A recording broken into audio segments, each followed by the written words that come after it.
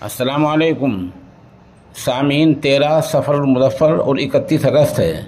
ख़बर का उन्वान है नूह फसाद का एक और मुलजिम गिरफ़्तार।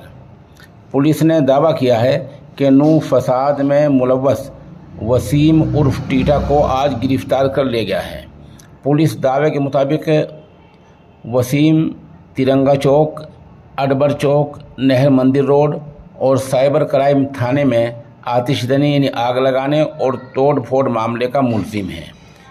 पुलिस दावे में कहा गया है कि फसाद के बाद वसीम ने अपना मोबाइल फ़ोन तोड़ दिया था और अपनी बीवी का मोबाइल लेकर वो ट्रक में चेन्नई चला गया था।